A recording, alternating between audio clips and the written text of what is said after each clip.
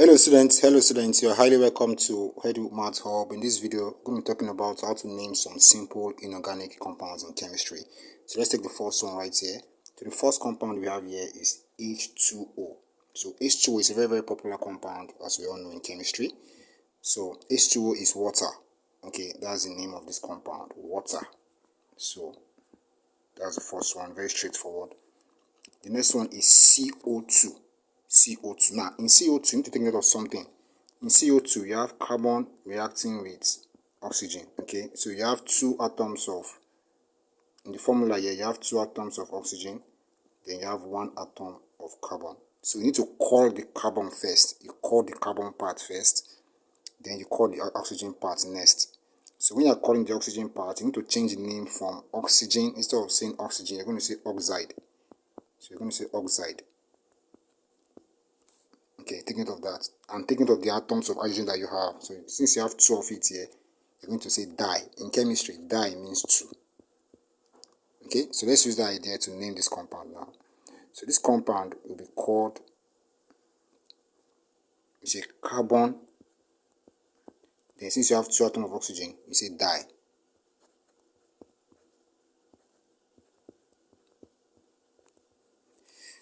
Then for the next one, you have NH3. NH3 is popularly called ammonia. Okay, ammonia, popular compound in chemistry. So ammonia, that's the name of this compound. And the next one is O2. O2 is oxygen plus oxygen. That will give you O2, right? So you have one atom of oxygen combining with another atom of oxygen to give you O2. So O2 is oxygen gas. So this is oxygen gas. Oxygen is diatomic. Whenever you write oxygen in any reaction, you cannot just write O like this. You must put 2 at the bottom part to tell you that it is two atoms of oxygen that have combined together to form oxygen gas. So the next one is SO2. In SO2, you have sulfur plus oxygen combining together, right? And you have two atoms of oxygen there. So you call the sulfur part first, followed by the oxygen part. But the oxygen part, you have to change the name to oxide. And don't forget, you have two atoms of oxygen here. So you're going to say, call the sulfur first, sulfur, that's the sulfur part. Then since you have two atoms of oxygen, you're going to use the word di. Sulfur di, then oxide. So that's the name of this compound. The next one is SO3. Here you have three atoms of oxygen. So you're going to say sulfur, the same idea.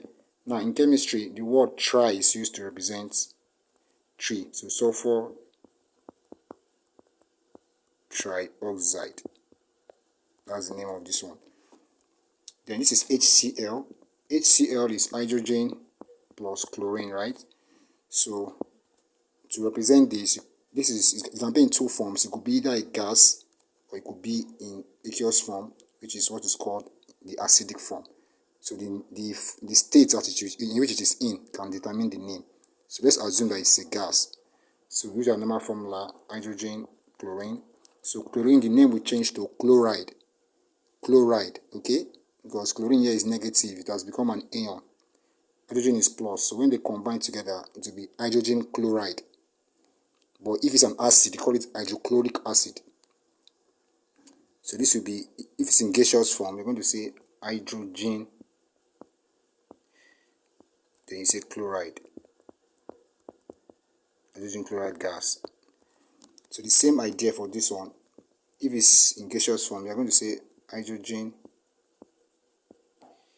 then bromide. Instead of bromine, you're going to say bromide. You're going to say bromide. Okay, bromide. Then if it's in an acidic form, you're going to say hydrobromic acid. Okay, chlorine and bromine are members of the family of elements called halogens, which are the group 7 elements. Alright, so the next one is NaOH. So here you have Na as a cation, that's sodium, combining with something else, OH minus. So this OH minus is called the hydroxyl ion in chemistry. So when they combine together, you can see that the power of sodium is +1, the power of hydroxyl ion is -1. So when they combine, they will just share their powers. So the formula will just be NaOH.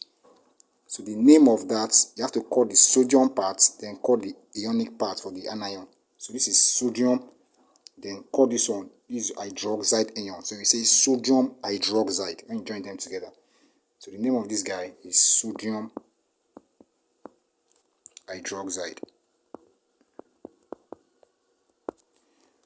Then for H2SO4, H2SO4 is hydrogen, okay, combining with what is called the sulfate ion. That is SO4 2- in chemistry. That's the sulfate ion. This ion here is called the sulfate ion. So when this sulfate ion combines with hydrogen, the sulfate ion, you can see the power here. The power here is 2. So you're going to have SO4, the power is 2. Hydrogen here, the power is 1. So when they combine, it will be like this. Hydrogen is just only plus 1. This one is minus 2. So they will share their power like this. They will exchange power. So these two will go for the hydrogen. So hydrogen will take H2. Then SO4 will just take only 1. So that's why the formula is H2SO4. But the name of this compound, since it's an acid, H2SO4 is an acid, you're going to call it from the name of the ion. The ion here is sulfate ion. So you can call this compound sulfuric acid. That's why it is called sulfuric acid. Or if you want to use the longer form will be, we say you have 4 atoms of oxygen, right? That's tetra. So we say tetra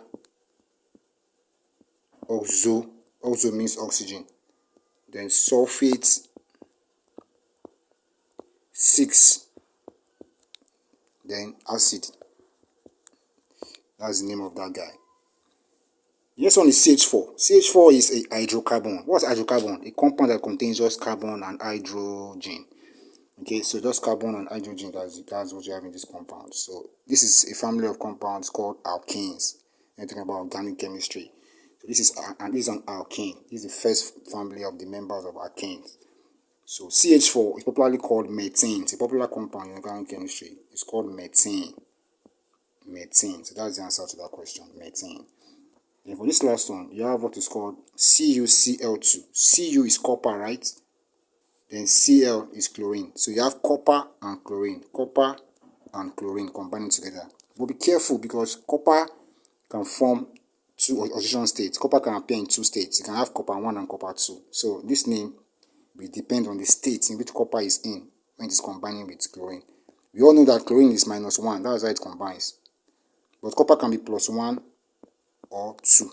So you know from this formula, since you have 2 here, that means it's 2 that is combining. Copper is in plus 2 state. So this is plus 2. You can even prove it from here. You can see copper is 2, chlorine is 1. When they exchange power, copper will take 1. That will be Cu, Cl. This Cl will take the 2. That's how they got the formula. So you need to call the name based on the oxidation state of copper that is used for the combination. So the name will be copper first. You're going to say copper first. Now you're not going to say dichloride though. Nothing like dichloride. But this is an ionic compound, positive and negative ion combining together. So you're going to say copper. Then which oxidation state of copper is combining here? You're going to say copper 2 because it is a plus 2 state that is combining. Copper 2 chloride. Copper 2 chloride. Okay, so that's that. So tell me in the comment section, what is the name of this compound? PCl5. Type your answer in the comment section. Thank you for watching this video. I hope you have gained something. Okay, share this video with your friends, like and subscribe. I'm going to see you guys in the next one. Take care of yourself. Peace.